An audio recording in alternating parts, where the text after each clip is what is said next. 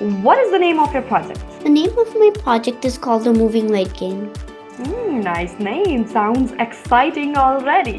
What inspired you to create the moving light game?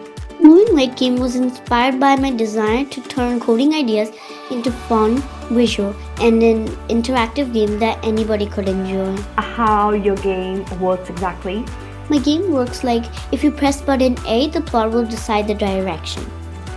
If you press button B, the plot will move forward. If you press button A plus B, the plot will disappear. And if you shake the microbit, the plot will jump one step. Very cool. And that sounds like a fun game. Most fun to build.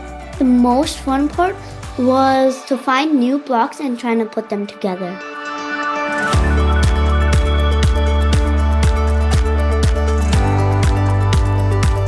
Hello everyone and welcome to our special podcast. Today we have a very exciting session where we'll be talking about creativity and the amazing project made by Khwaish. And we are all so happy to have you all listening. So in today's episode, we'll explore how young innovators think, create, and bring their ideas to life. So please, can you tell us a little about yourself? Hi everybody, my name is Khwaish. I'm in grade 3 and I'm 8 years old. I love basketball and reading. I also love dancing and swimming. Wonderful, and it's great to have you with us, Khwaish. Now, tell us, what is the name of your project? The name of my project is called the Moving Light Game. Nice name. Sounds exciting already. So, what inspired you to create the Moving Light game?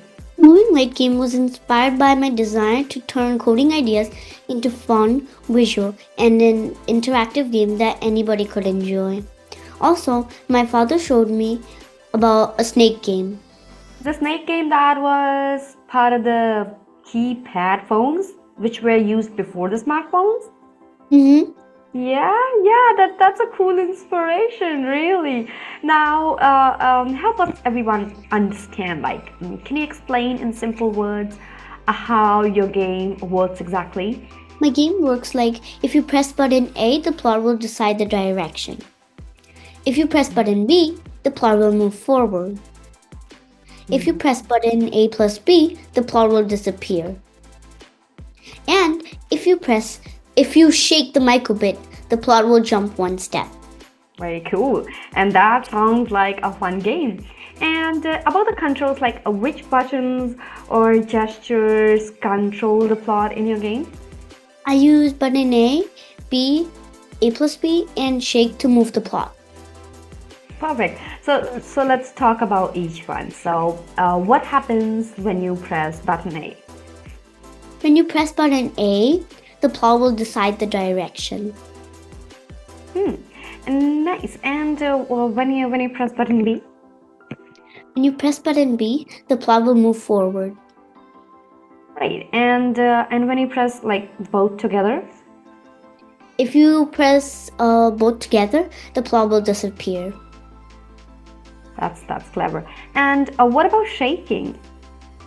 If you shake the microbit, the plot will jump one step.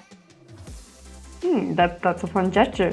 And now moving on, which part of the project was the most fun to build?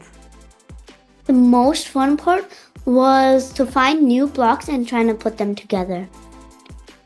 That sounds enjoyable. And on the other side, which part of the project was the most challenging one for you? The most challenging part for me was to use the shake functionality and plot to incorporate in the Moving Light game because I didn't learn about it in my previous class. Good job overcoming that.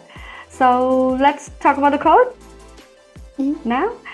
Yeah, so can you explain a little about the code and what blocks or commands did you use?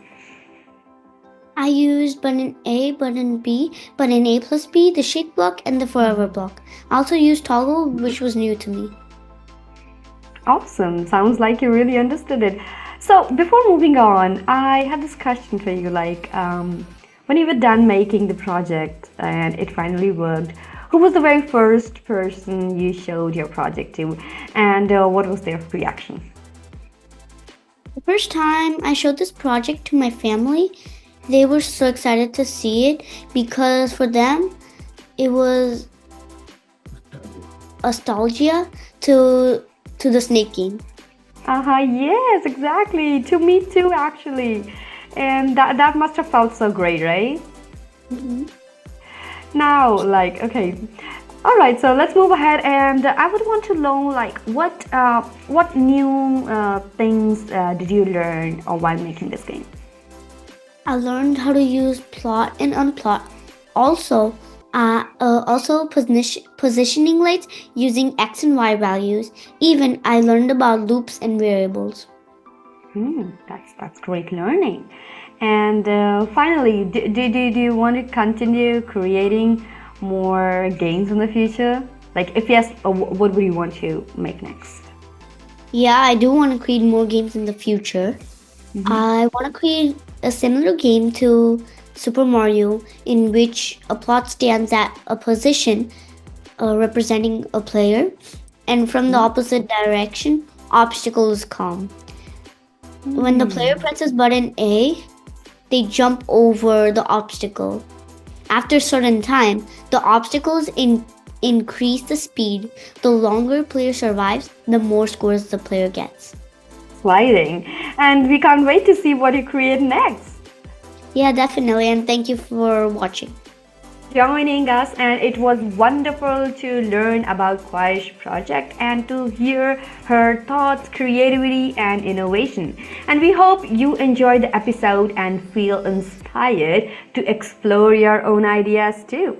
So stay tuned for more exciting stories from young creators. Until then, take care, keep imagining, keep exploring and keep creating. Bye bye.